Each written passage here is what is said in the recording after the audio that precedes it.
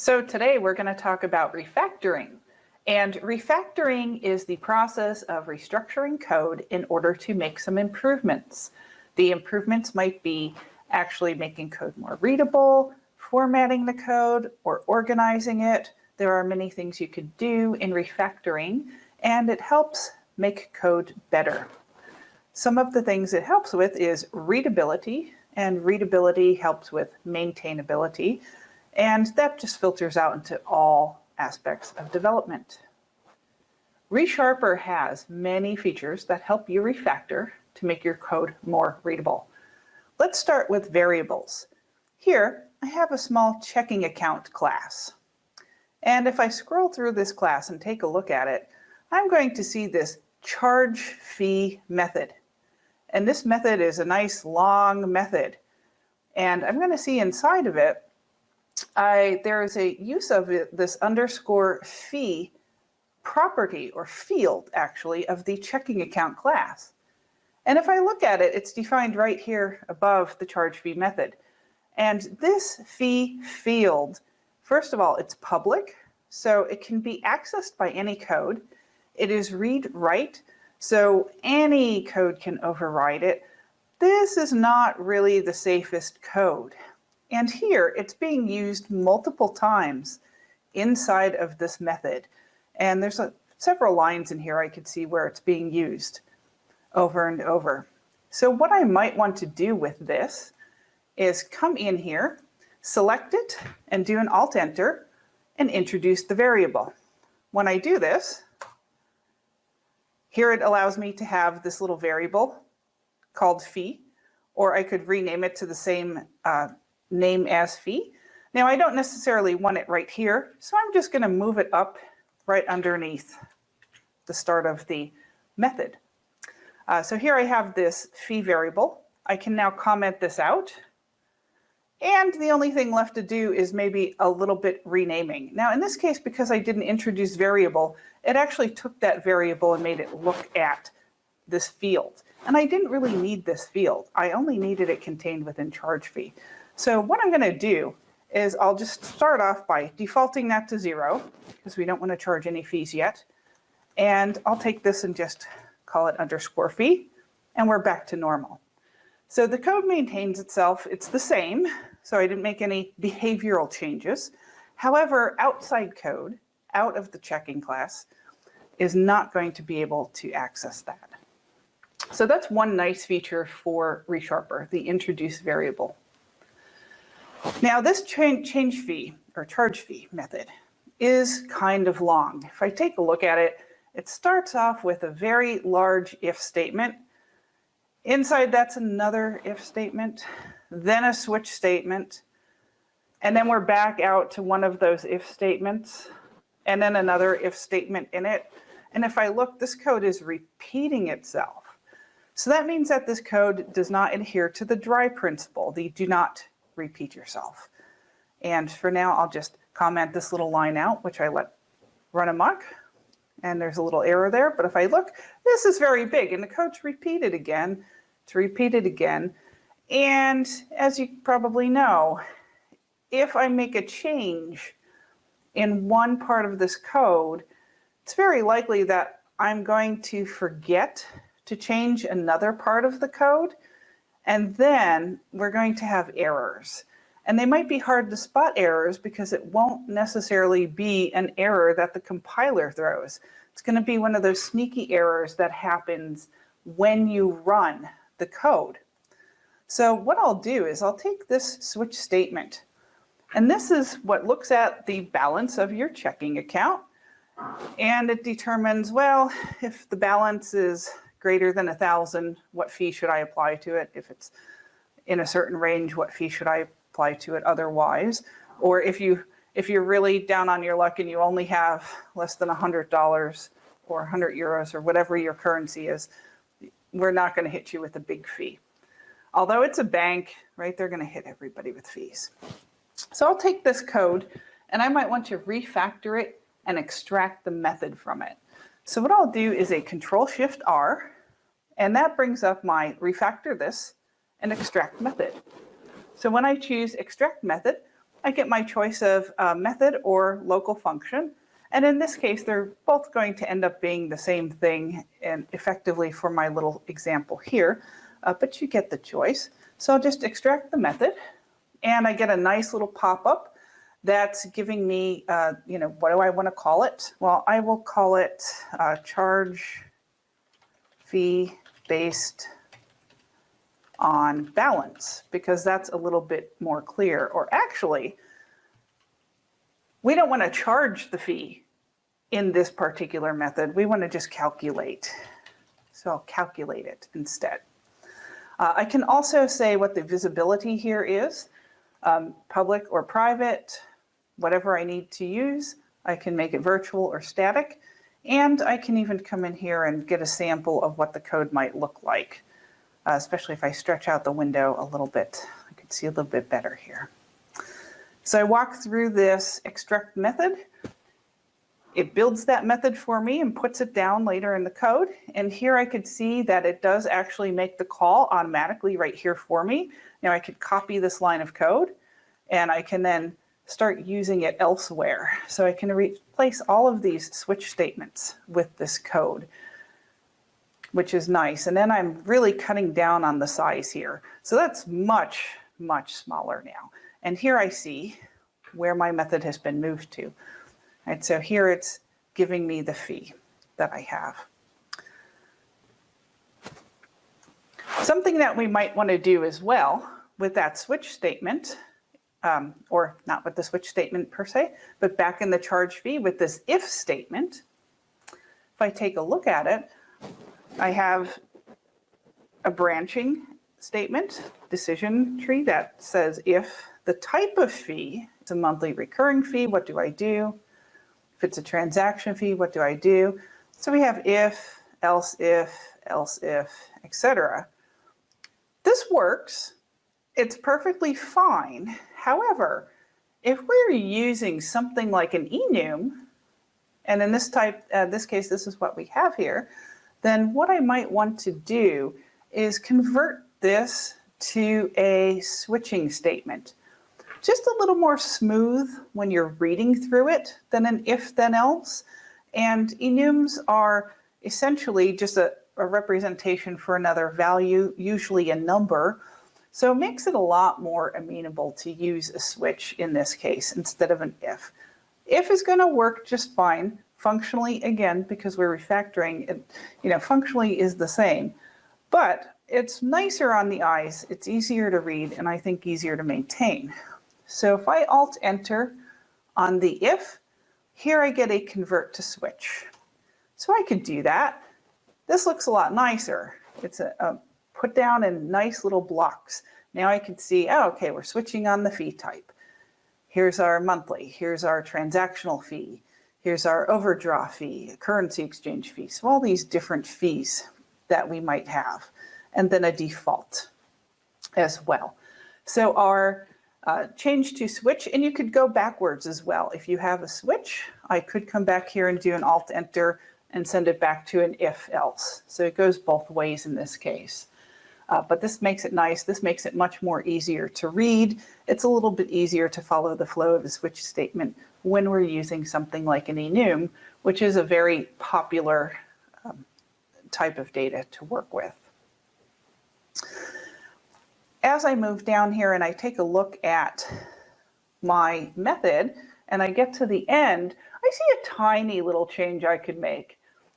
Again, this does not change how the function works, but it gives you a little bit less to read, and it's a nice, tiny, modern update. Here where I take the balance and subtract the fee from it, if I do an Alt-Enter here, I could change it from this long form statement of underscore balance equals underscore balance minus underscore fee to a compound assignment. So I get to do the nice little shortcut that we're very used to seeing. So underscore balance minus equals fee. So it just subtracts the fee that way.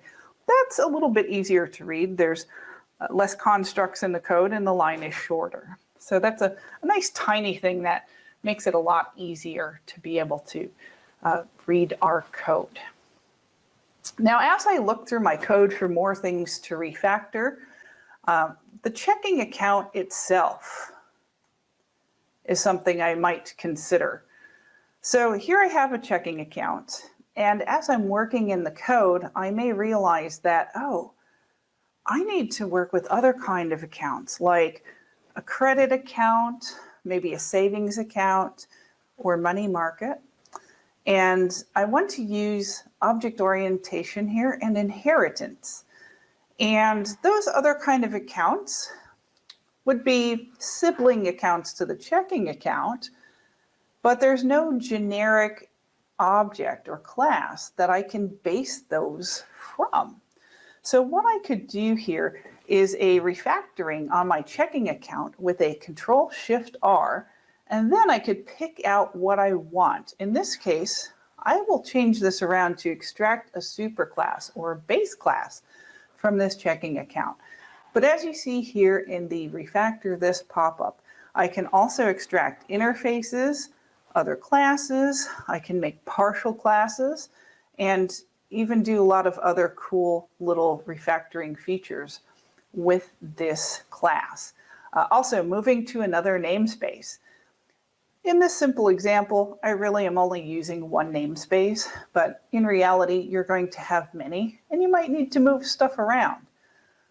In this case, then we'll go back here and extract the superclass, and I get a nice little pop-up that's asking me what I would like to call it. Well, I'll just call it bank account.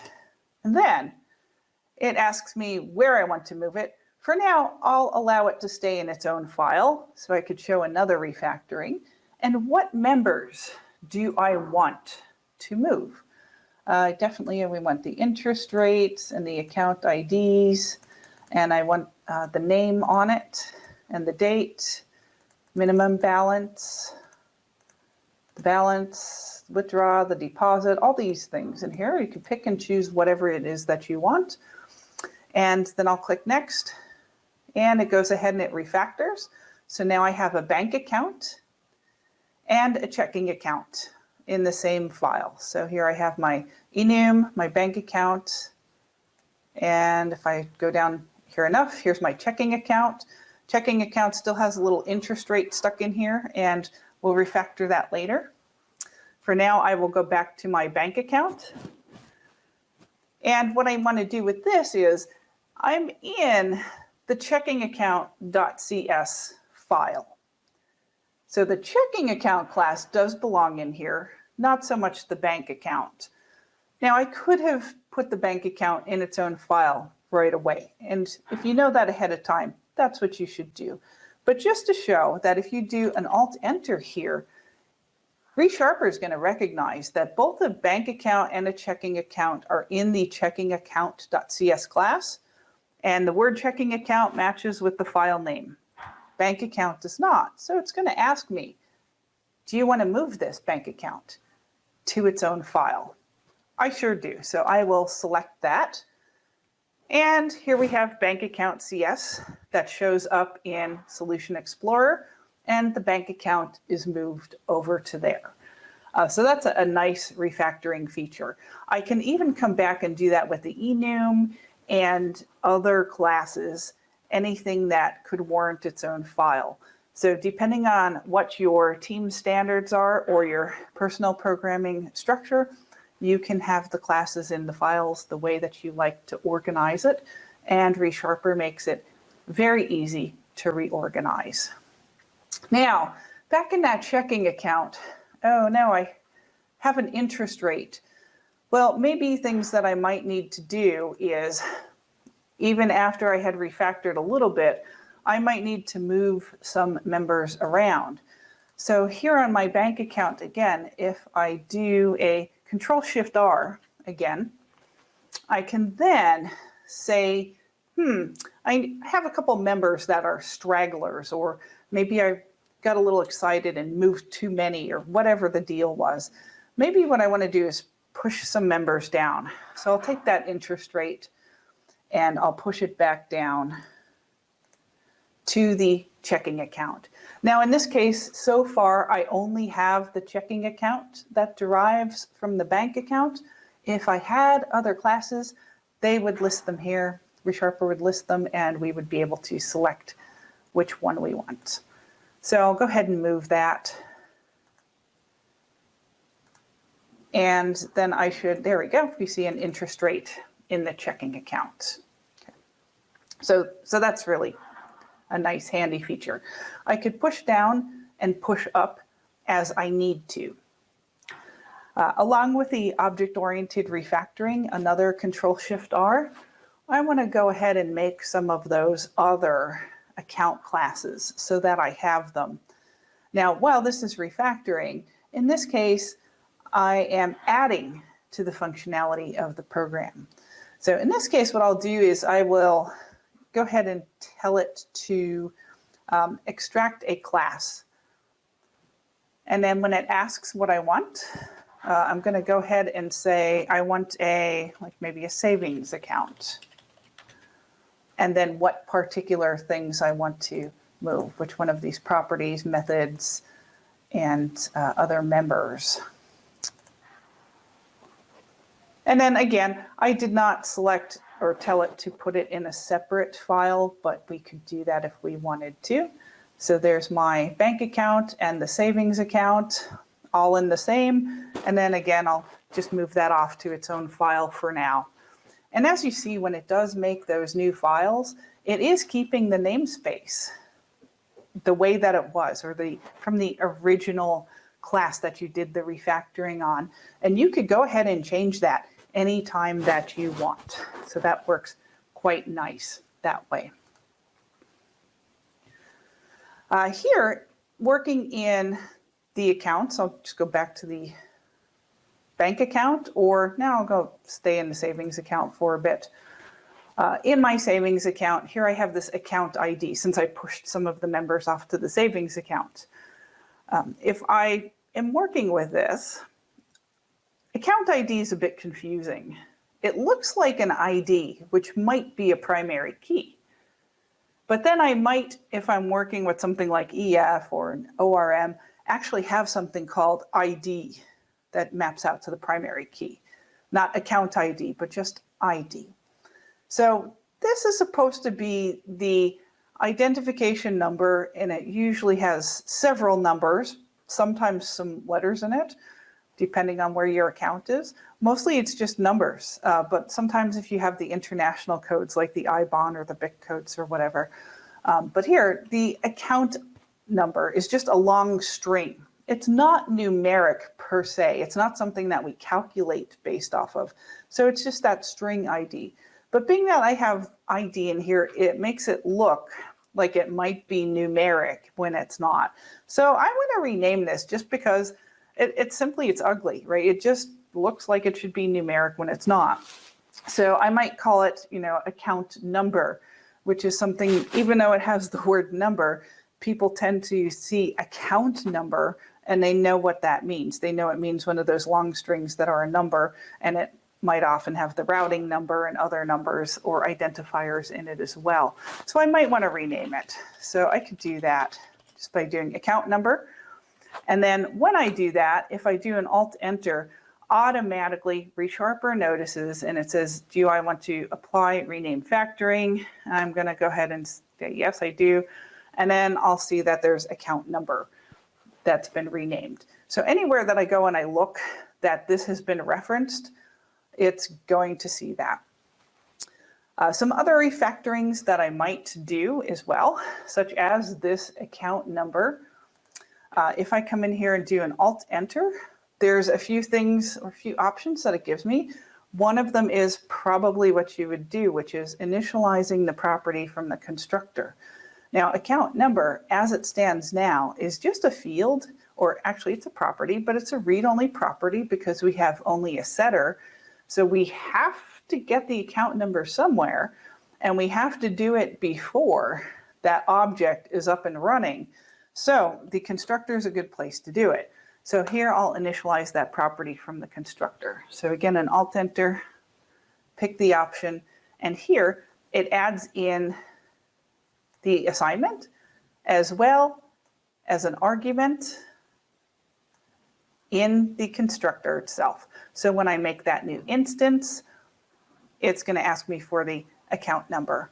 Now, in this case as well, I'm taking a look at this savings account, and as I was shifting code around and just, furiously working, and maybe a few things slipped by, such as, oh, look, I have this extra argument in here that I don't need now.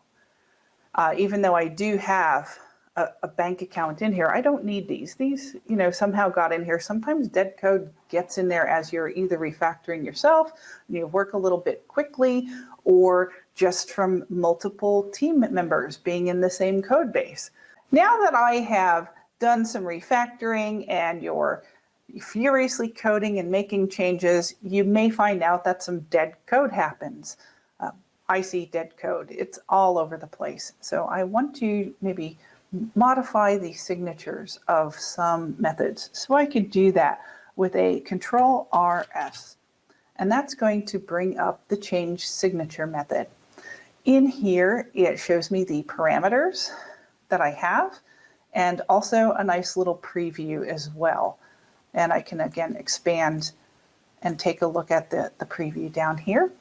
And I don't want this bank account in here anymore, so I'm just going to go ahead and remove that and just leave the account number in.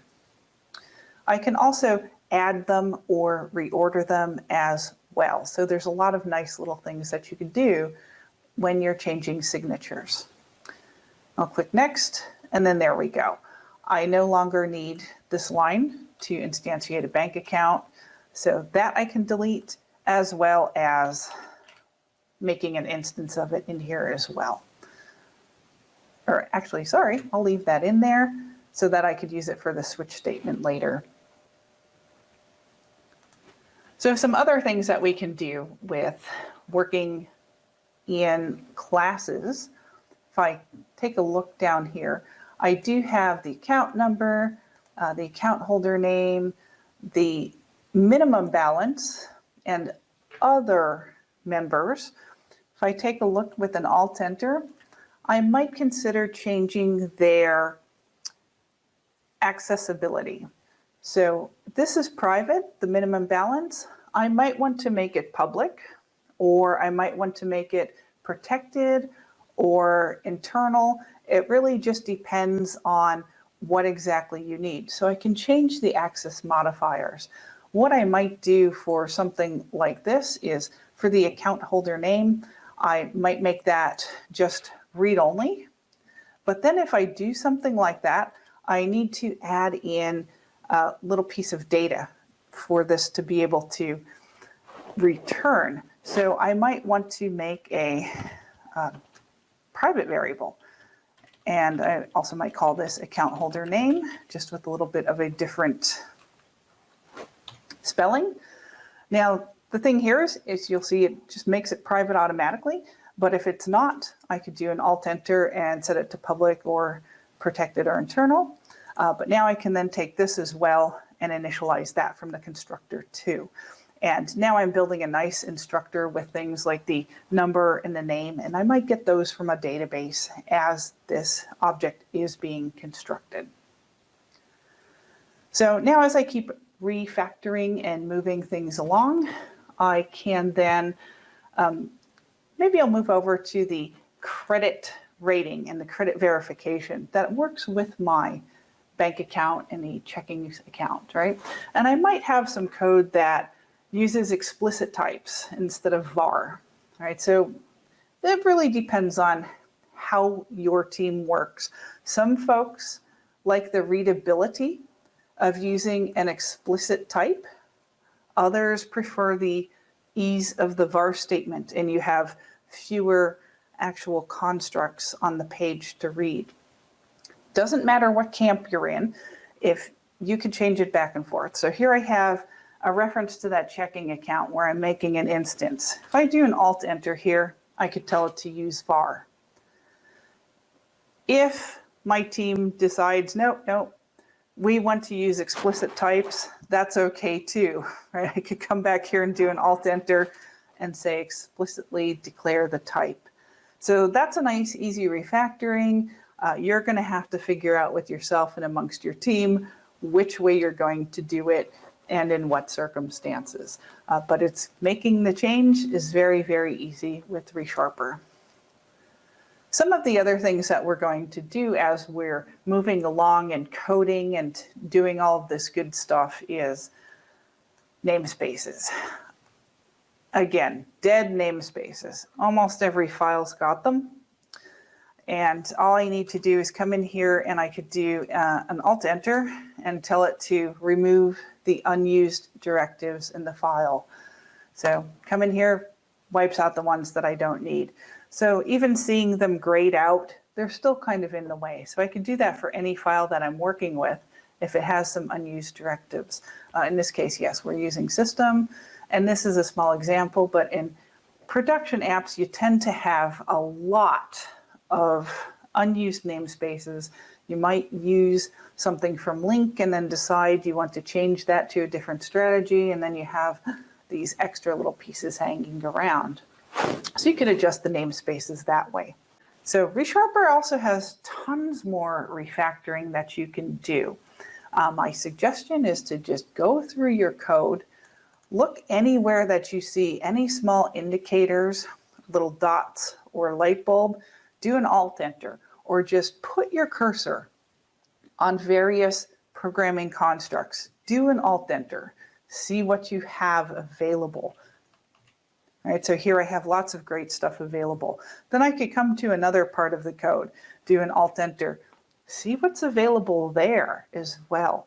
So lots of great things that you can do to update your code so it's more modern and be able to make it more smooth, easy to read, and easy to maintain.